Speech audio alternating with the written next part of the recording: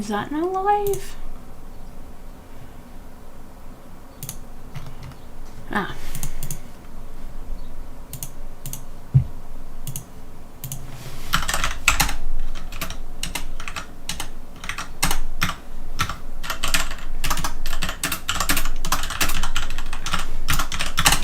So what happened is YouTube wouldn't actually let me stream to the first link for some reason. It just like full on does not work. I have no idea why. I don't really know what I'm doing with YouTube, so I don't really know what happened. The entire thing is fucked. But hey everyone, oh wow, it's nice to see you all. Wow, there's so many of you. Hi, welcome to my very first stream. So we're gonna cover some I'm pressing random keys, leave me alone. We're gonna cover like a mixture of stuff here. I'm gonna show a little bit of code analysis. I'm gonna show you some more API bugs, and it's really going to build on what we were doing last time, to really look at like different ways of hacking. So my video this week is going to be all about what kind of bugs exist in APIs, but this stream before you watch it is going to be way more about like testing out those bugs. So hey everyone, welcome. So there's going to be some audience participation, so be prepared to have a chat with me. And let me just get up my notes so I know which order I'm supposed to be doing things. So setup wise, I'm going to be using the vulnerable application that I showed in the previous API enumeration video, just because I already made that and that took me a long time to make. Yes, the stream is recorded. I'm recording it locally as well, not just like relying on YouTube, because don't trust YouTube. But yeah, so let's get started. So I'm going to start here with Burp Suite Community Edition and Firefox. Now I use Firefox because it's actually one of the easiest ways to kind of separate out your web browsing. It has quite good proxy control. But for me, it's because I don't use, I use Chrome and Safari usually. Let me put that there we go. So, for anybody who watched the last video, you'll be familiar with Generic University, Lorem Ipsum, inspiring words. I'll be familiar with this setup. So, here's what we're going to do. The first thing we're going to cover is we're going to sort of do a recap of API enumeration. You guys are going to tell me how to enumerate this API. How do we figure out what endpoints we have access to? Then I'm going to show you some bugs. So I'll show you some information disclosure IDLEs, and then we're going to be talking about some authorization and authentication issues. So I'm also going to get up the code here. What's inside of PhD exam. And I'm going to show you why this code causes some bugs. To give you a kind of little bonus for showing up. Now this likely is going to be like literally less than an hour of content. After that you can go and watch my video on API enumeration, and then after that there's NahamCon. There we go. So, everybody, how do we enumerate APIs? What is the easiest way to enumerate an API? What kind of words should we use? Let's get this started with what we're looking at here. So one said using FFUF. Yeah, that's a great way to do it, but if you see my API enumeration video, you're probably already familiar with the endpoints in this API. So given that, do you think it might be better to use FFUF or Burp Intruder? What kind of strikes your fancy here? Get up burp and then focus on. All I'm doing here is just showing only in-scope items just to clear this up a little bit. So you don't see like all the random requests Firefox makes. That's a great question. How do you actually find an API in a website? The easiest way is to look for the word API. API, often you have this kind of defined structure. So you'll have /API /v1 / whatever. That's a really good way to use an API. Stream is being saved, yes. And, oh, raise my voice. Am I a bit too quiet? Sorry, I'm not very close to my microphone because it means I can't see my screen. So hopefully that looks okay. Cool, right. So we could use FFUF, but because I haven't got that demo set up, this is quality educational material. We can just use Burp Intruder. So does anyone want to kind of talk me through like how you would set up Burp Intruder for this? You can see the FFUF demo on the API enumeration video that I go into much more detail about how to use it and stuff. Although there is an issue with that I messed up one of the commands, so I'm going to have to do a redo of the FFUF demo with everybody's suggestions on how best to use it. Everyone likes FFUF. Fine, you know what? Doing it live, it's fine. Where did I put it? Oh, I put it in. I got this. Videos, API. Oh, it's in Recon. Alright, you guys want to see some FFUF? Let's do FFUF.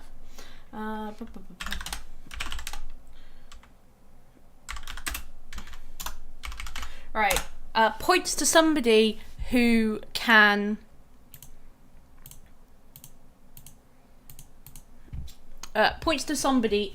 tell me what the command is for FFUF to get to enumerate.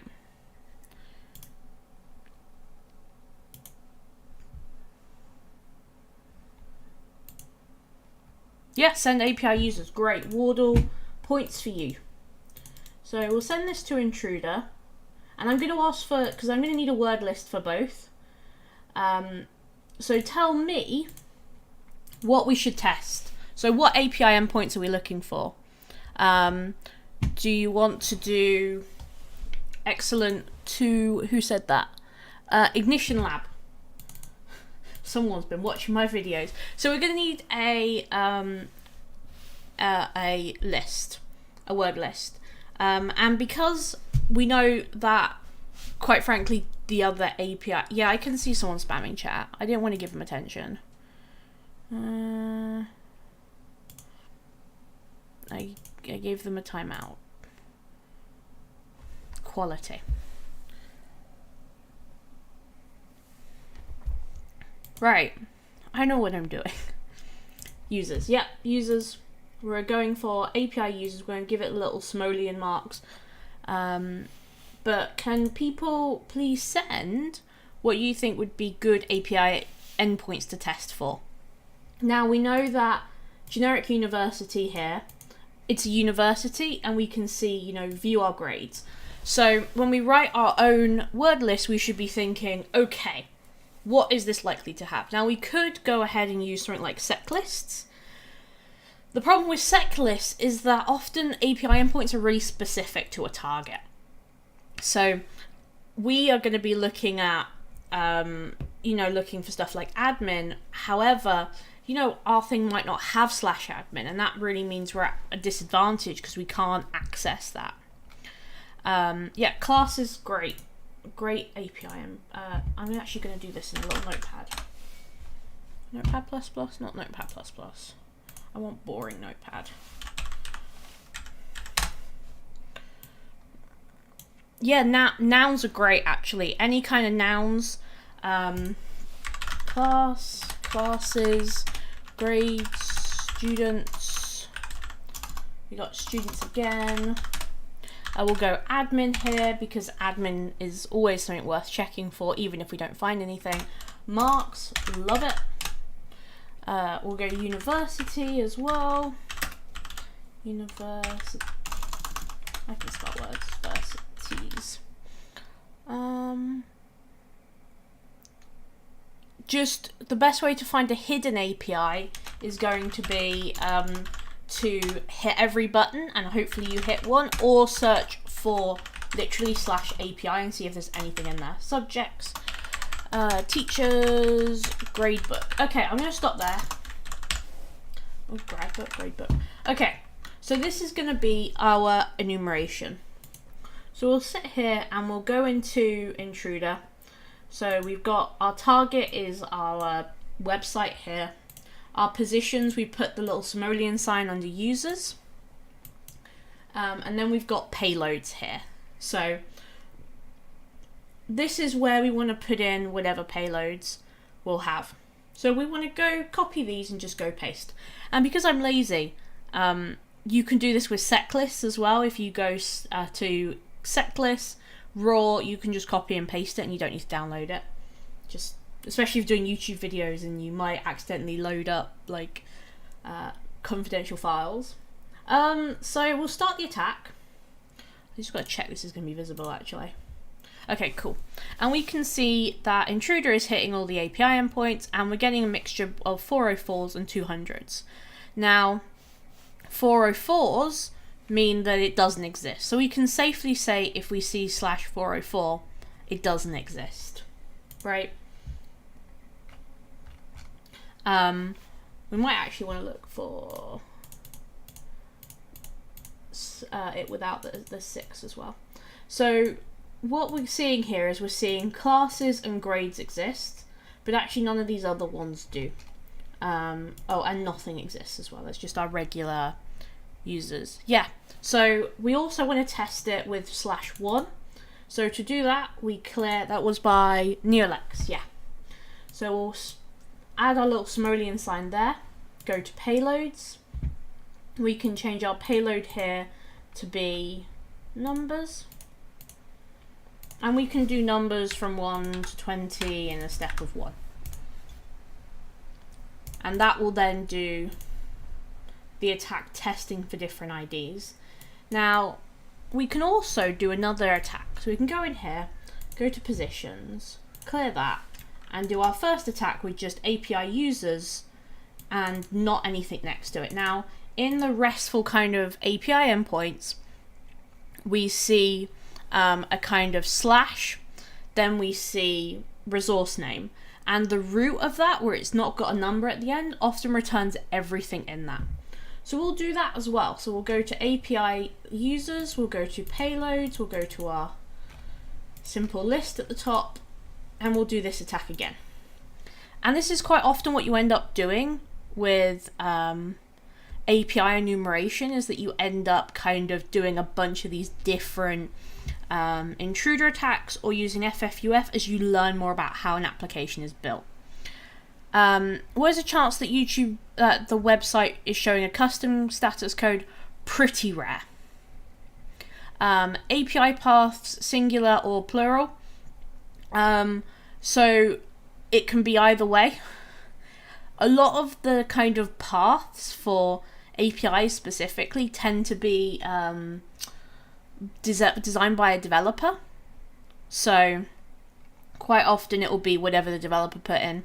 I think I do mine plural because in Laravel you do your you do it by whatever it is. Oh yeah, the HTTP. Yeah, you call them admin controllers and stuff.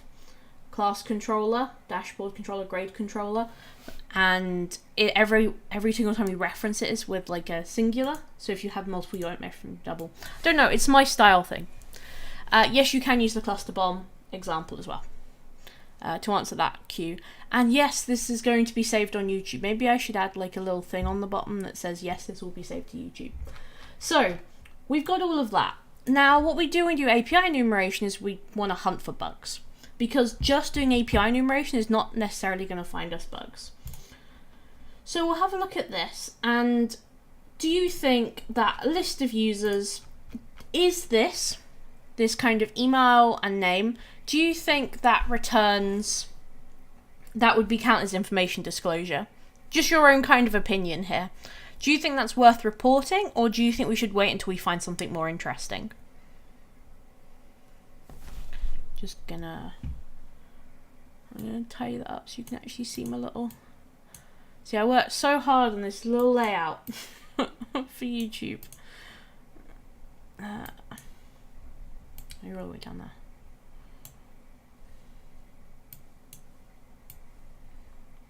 Perfect. Now it's even worse. No, you should wait. Yeah. So a lot of the time when you see emails don't necessarily count as information disclosure if it's not disclosing. Was it in true chat? Yeah, 3. If it's not disclosing any kind of personal information. Now, an email address is often considered public nowadays, and we're not seeing anything in there that suggests a password. So we really should kind of sit on this for the moment, because we can find more impact. Bishal is completely correct.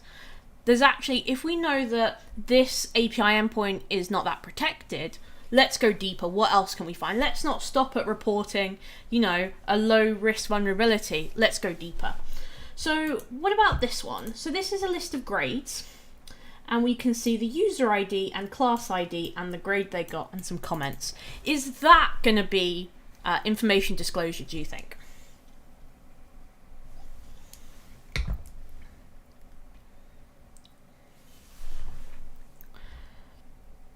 Excellent observation, Wardle, with realizing role might be an endpoint. If we see role ID, we should definitely also be checking for role.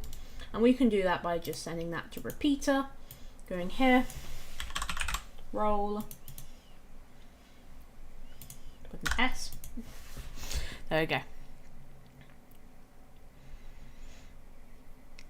So I would say personally that if you see something like grades, that would be kind of information disclosure, because really knowing somebody else's grade is pretty bad, right? It's maybe not really vulnerable, like really, really bad, but it's pretty bad. Like there's a lot you can do with someone else's grade.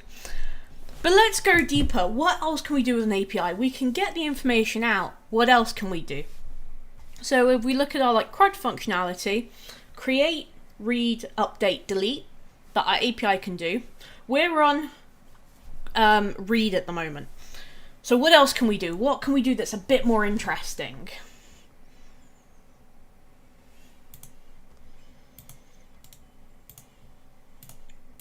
Now this is our endpoint. Again, I've just put it in repeater to make it easier to see.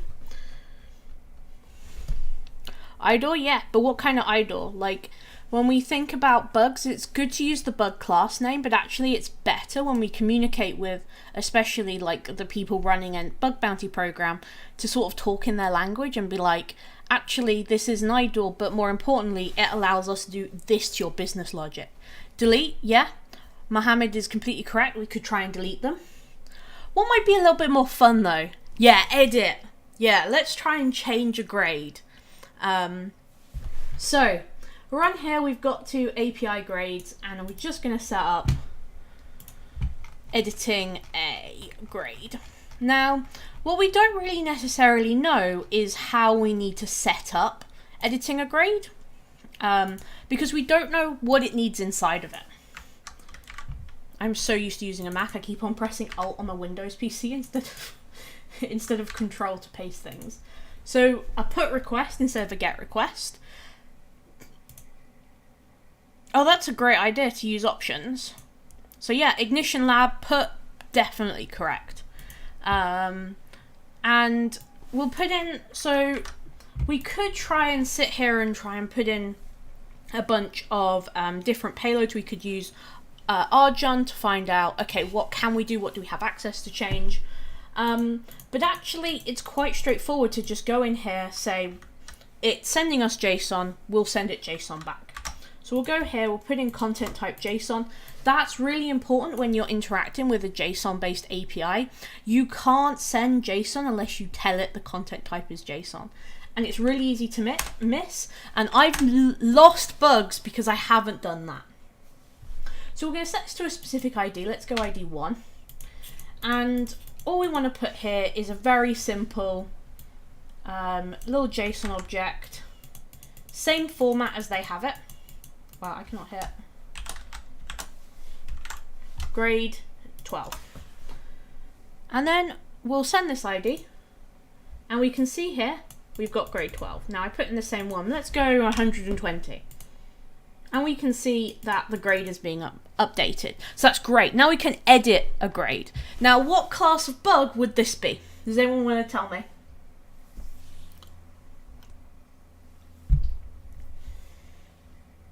Bonus points if you can give me the blue team name for it.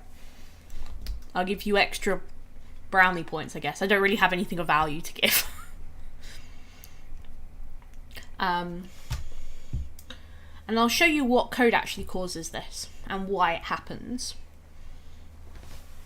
Because one thing that's really cool, especially as you become a bit more experienced, is to be able to read code and figure out you can do this without even deploying an application. Yep, Hema is correct. It's an IDOR. Now, specifically, it's an unauthenticated IDOR. We haven't got an account on here. Neolex is correct. Mohammed, you're also correct. So this might also be considered using mass assignment, because should grade be able to be edited by the API? We don't really know. So, okay, why does this happen? What happens here? Now, the way my code is set up here is I have these controllers. Now, if you're not really familiar with web development, don't worry too much, because basically all these do is contain code.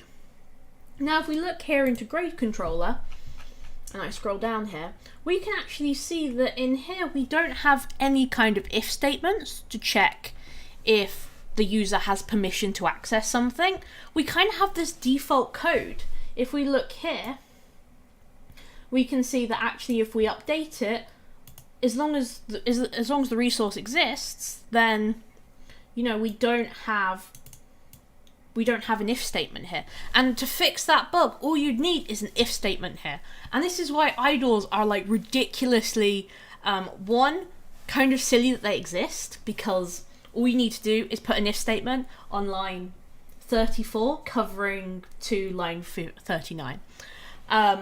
And actually this looks like a lot of default code. And when you deal with default code, you really need to not do that. You really need to, instead of doing kind of default stuff, you need to be looking and checking what it does. So that's one kind of way. Now, one thing we did see is we saw here /admin. And what we get if we go to /admin from our earlier recon activities is we get the term unauthenticated. Now, can anyone tell me what the difference between authentication and authorization is? If anybody knows. Don't worry if you don't know, but if you do know, please do share it with everybody else. You have to put in the content type, Mohammed, because if you don't, Laravel won't accept it, because it won't accept any JSON data. It doesn't include the header for content type. I know this because I spent so long thinking this API didn't work and completely forgot to add the content type header in. And no joke, it took me maybe 4 hours before I realized my API was actually working when I was developing this. I'm a bit of an idiot sometimes.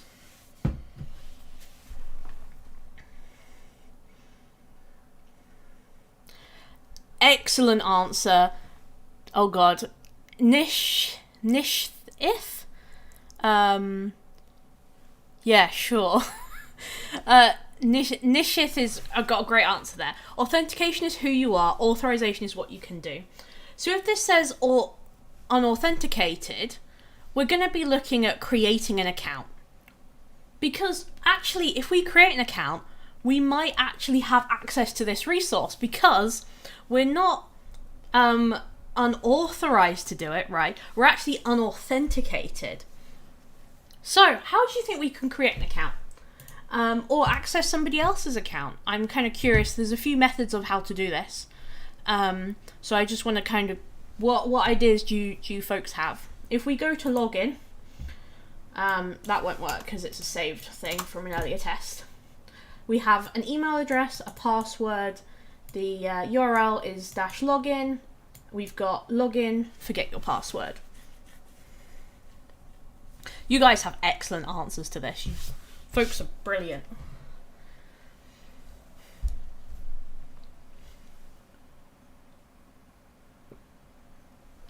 Oh yes, security.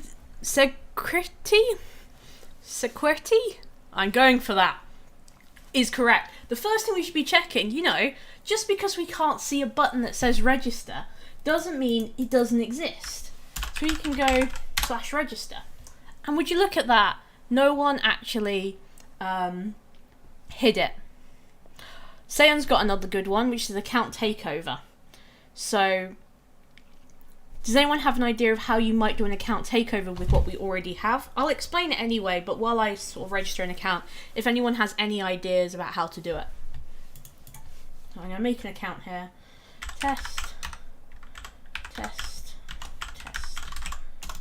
We'll make the password really secure. PASSWORD. No one will get that password.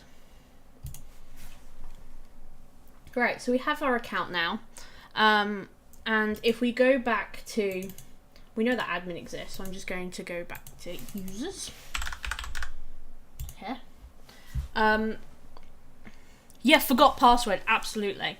Now, one of the kind of main ways to get an account takeover is really to abuse the forgot password mechanic, because a lot of the times with, like, stuff like, APIs, if you change the password, it might not actually put the password through the password algorithm. So really, actually, we could try one of these passwords or these emails we know exist, put that in forgotten password, and then see if we can get it back. Another method is we can actually change their email address to us, to our email address, and then get their password back. Now, that's a bunch of different ways you can do it. It's not necessarily always going to be that particular account takeover, but this is a great way of thinking about how we might do this. Right, so we have an account. Let's see if we can access /admin now. Oh, secretary, you're on a roll here. You're going to get into my thing before I get to it. So if we press send, we'll say unauthenticated. Why is this saying unauthenticated? What have we missed here? And you're absolutely correct. Yeah, mass assignment, one of the big risks is going to be the fact that we know that we can edit grade here. Can we also edit all of these other ones? If we use something like Arjun, we're going to be capturing everything we can access. And I actually have, I will share with the class. Here, this is a result from Arjun on this database. So we can see on the user's endpoint. So we can see we've got email, method, name, and password are all what we're able to are legitimate parameters. So one approach would be then to go change the email, forgotten password. You don't even need to be capturing tokens. You just change the password, or get the changed password and then change it, right? Okay, does anyone... Yes, the video will be available. Don't worry about the video not being available. It's fine, you're okay. So I don't see anybody saying why this request didn't work. I don't know if that's just because I'm far behind. I think I might be. So the reason why this doesn't work is because we haven't actually changed the cookie here. All we've done is use the pre-existing cookie, and this is not the authenticated cookie. So if we go here to our proxy HTTP history, we can see here that's the new cookie there when we register. And as opposed to, I don't tend to use the target tab and use the sitemap very often. I tend to mainly focus on using this because it goes via time rather than via like how stuff is set up. So we'll go in here, we'll go to send to repeater, and then we'll go /API/admin. Oh, people are then, validating the cookie. Excellent job, everybody. So we've got it right. So what we're looking at here is the difference between authorization and authentication. All we had to do was create an account to be able to see the admin. So what code really causes this is we go in here, we go into, which one is this? Which endpoint? Oh, it's admin, yeah. Admin controller. And we can see here, there's still no check for if we have the right role for this. Now, one of the big things that we kind of come across when we're bug hunting is that we can't actually see the code. But often code is written in a really lazy way, because what this person has done to get the unauthenticated error is we go into, I know a lot of people aren't going to be necessarily familiar with Laravel to be able to fully appreciate how amazing my programming is. But here we can see that the admin roots have been given middleware auth. It's not checking if we have permission, it's just checking that we have an account. So that's the code that causes this. Now we can see here that this is giving us some documentation, and we should always be paying attention to a website or a target when it gives us information. Because it's giving us free information. We don't have to do recon, we don't have to stress out, we've got it. So because we're fantastic people, we see the endpoint delete. So we're going to go /delete. And we'll press send, and it says permission required. Now this is our authorization. Now we have a role, we don't have the correct role. We're a lower level user and we don't have permission to access high level functionality. So a lot of people are saying role ID. That's what we need to change. You know, if we want to access this, we have to change our role ID. How do you think we do that?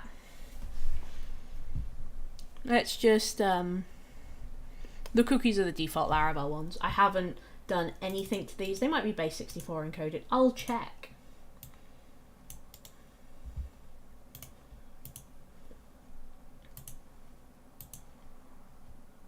Yes, they are base64 encoded. There's your answer, Sayon. Good spot though. I didn't even know, so better eyes and better like nose for bug hunting than I do apparently. Alright, we're looking at repeater, yeah. Yeah, so Mohammed's correct. We want to go into our users here and we want to see if we can edit our own user ID. So we'll do another request here. And we'll go here and we can see we're ID 8.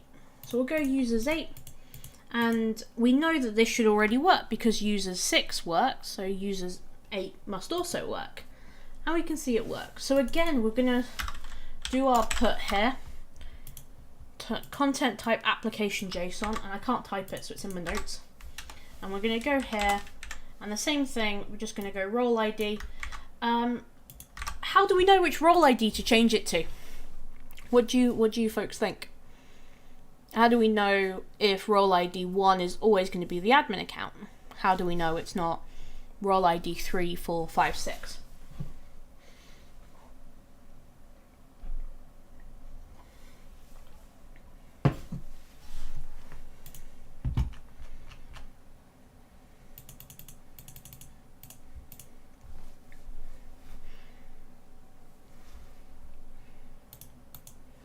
I'm just gonna pop video will.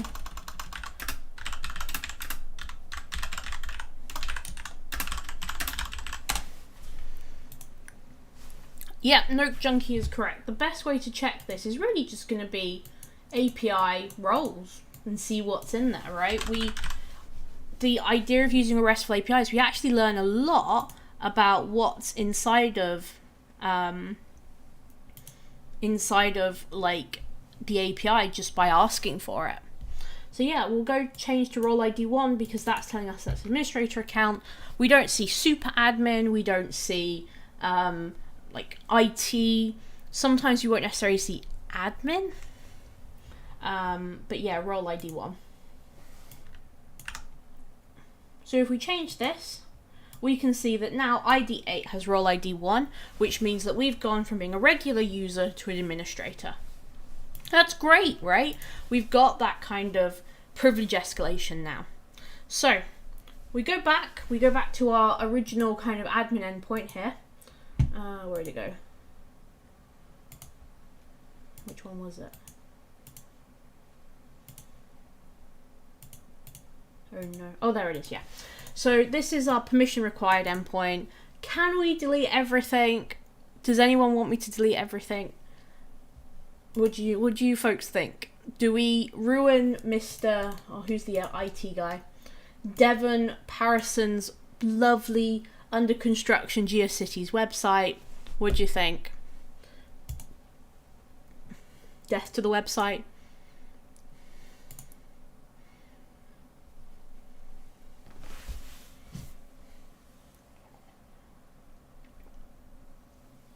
I'm sorry for the long pauses of silence. I know I can name the tabs. Trust me, this is exactly how I hack normally. It's a lot of tab 1 to 64. Yeah, you're absolutely correct. You know, saying Pierrick, if we're bug hunting, we never want to do something like that, ever. Now, one of the reasons why we don't is because that's really bad. We don't want to delete some poor sod's database, right? As much as our hacker instincts like, burn it to the ground, it's dead to me, I love that energy. Actually, really, what we'd kind of want to be looking at is saying we'd then report it. At this point, we'd report it and say, look, I can see this endpoint. Don't touch it if it's going to destroy the website. Because you won't get a bounty for that. You'll get someone on the other end that's got a really big sad face. Especially as I think this endpoint says it's unrecoverable. But because we're not playing good hackers today, we're going to delete the entire database because why not? So the database is gone, it's deleted. We can now go back to users here. Change that to get. I did not put enough space after that. Okay. We can see that the only user exists that is us, and everybody else is gone. He-chan is completely correct. We would, if we wanted to test functionality like that, we'd really be looking not for the delete all button, but perhaps creating another account and deleting your second account. You never want to be pressing buttons that's like delete everything. And because we're good people, we're going to do admin restore to bring the database back from the dead. And we can see here that we now have all these other users. So, well, what have we actually demonstrated in this kind of demo? The first thing we've demonstrated is information disclosure. We've also demonstrated IDORs. We've got a permission IDOR, where we're looking at being authenticated as a user, but not authorized to do it. We've then got, we're then looking at privilege escalation, being able to take our user account from a regular user to an administrator. And that's all in a kind of, they're all bundled together. We don't see these kind of distinct lines of this is a bug and this is not a bug. So that's really the end of the demo. I'm just going to answer the questions in the chat. So Pierrick and Raoul asked the same thing, which is really, how do we know that we can actually delete everything without trying it? You usually wouldn't delete everything, okay? The reason why is because you would see that and panic. What you would do is you'd report that by just saying, look, I can see that endpoint. If it doesn't do anything, it's turned off. You will usually just get asked to like self-close something without kind of getting any hits your like reputation on HackerOne or BugCrowd. If you communicate directly with a program as well, you see anything that says delete all. If you're not sure what it does, don't press it. There's ways of doing the impact where you communicate with a team. Bishul asks, a put method is really rare. You are absolutely correct. It's very rare to see put used anywhere because put requests tend to be default for a lot of APIs. And in fact, the way Laravel implements them, if I could do this quite quickly for you, I don't think I have the example one. That's fine. Is we can actually post to API users 9. We can put a post request here, and as long as we have method or underscore method, sorry.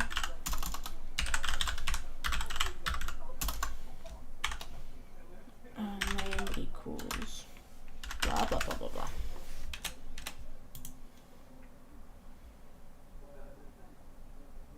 Oh, it has to be ID, doesn't it? And ID equals 9.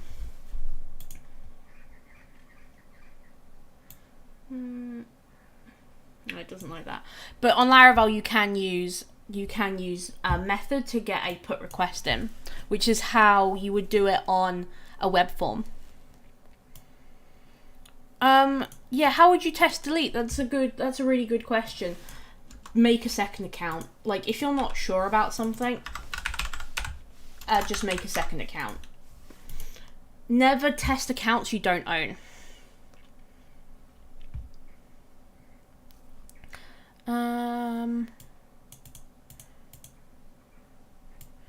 Do I have anything in the pipeline for doing fuzzing techniques via Postman? So nothing about Postman, because I think Postman is a little bit complex for what I want to demonstrate on my YouTube channel. I do use it, but actually, surprisingly enough, mainly for web development and hitting API endpoints when I can't actually see them. However, I do have a piece of research in the works about doing API enumeration and doing like smart API enumeration. So don't tell anyone. All however many are there are 137 of you. Wow. That's a lot of you, huh? Yes, it will be on YouTube. Don't worry. We're all good. There's some cool stuff coming. I'm hopefully going to have it done in the next few weeks. But it's some machine learning stuff. It's going to be really exciting. I'm looking forward to sharing it with everybody, especially because it'll be the first kind of thing I release that's outside of the kind of beginner sphere and more towards experienced researchers. But I'm hopefully going to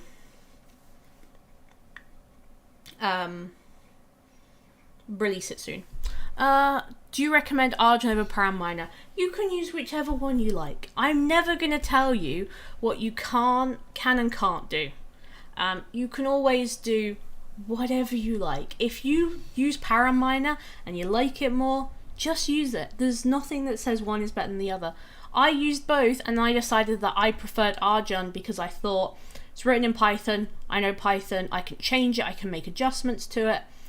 I'm happy with that.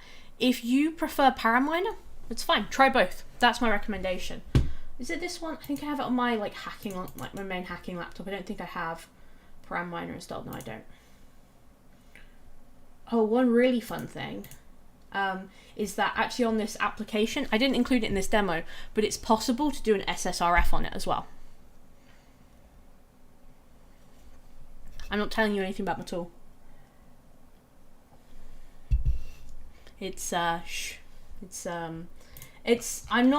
not sure when it's going to come out or how it's going to work 100% yet, but it will be doing some lovely API enumeration, especially for RESTful APIs that we don't necessarily know all the endpoints for.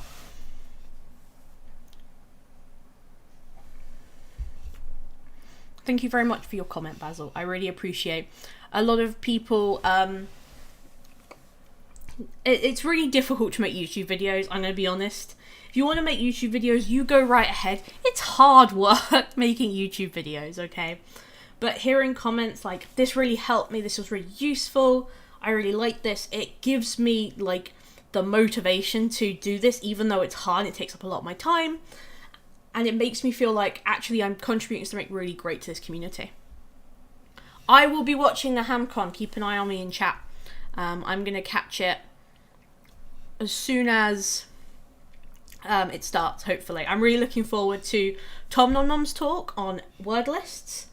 And I'm also really excited for Sam's talk on the game, like hacking online games.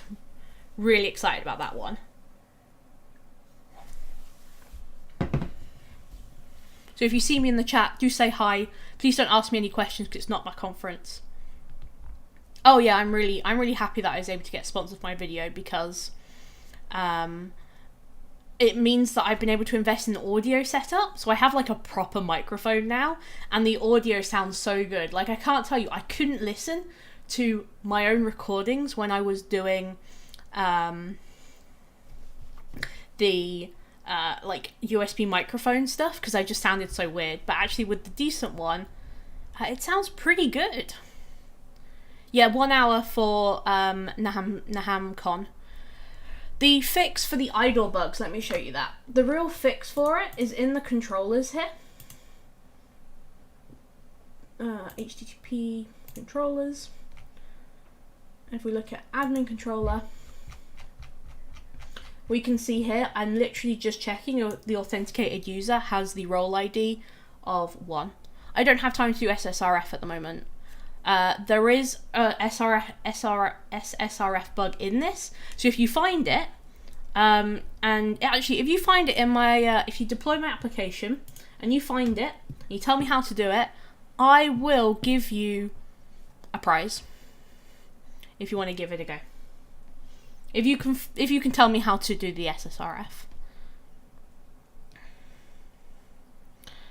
So I'm gonna call it there, folks, because I want you to have time. My video is out in 10 minutes. It's about the top 10 API bugs. We're going to go over some of the ones I went through on this, but also some other ones. So please do watch that if you'd like to watch it. And,